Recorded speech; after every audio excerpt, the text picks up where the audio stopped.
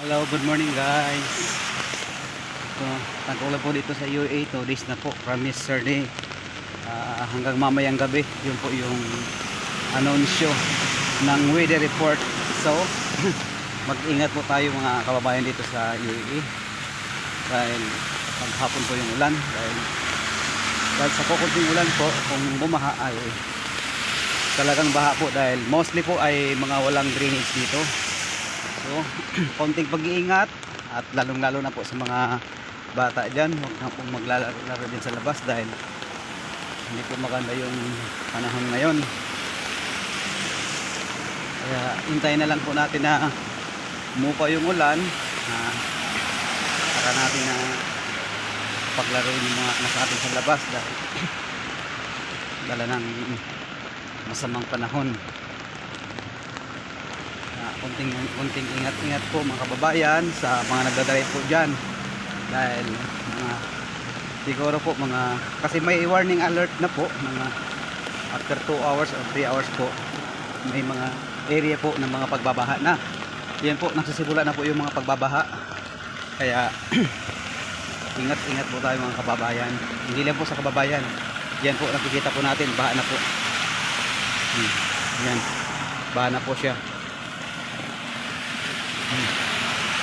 dito po kasi sa ibang nasyon po ay lalong-lalo po dito sa amin sa isang taon siguro ko mga 5 beses na yung pinakamataas na pag-ulan. Yan, kita po natin baha po yan mga babayan, baha po yan, kita natin yung iba po mga sasakyan hindi na po sila lumalabas dahil umingit po sila sa mga aksidente at yung iba tumbitirik yung sasakyan kaya wala naman sila pasok, mas mainam na mag-isin lang sila sa bahay dahil sa pag-iingat na lang. Wala pong pasok yung mga estudyante dito ngayon dahil inanunsyo po kahapon, lalong-lalo po yung mga labor na nagtatrabaho sa labas wala din po sila pasok. Yan. Medyo kukunti talaga yung dumadaan ng mga sasakyan dahil sa masamang panahon. Ito po natin. Ito sa atin dyan sa Pilipinas, mas masarap na ulam nito yung piniritong talong at saka tuyo, sinangag. Dito, yun, pupunta tayo ng hypermarket para bumili din ng may ulam natin. Pero mostly na po dyan, daing saka itlog, maalat. Sarap nun. Isda, galunggong. Guys, nakikita natin guys.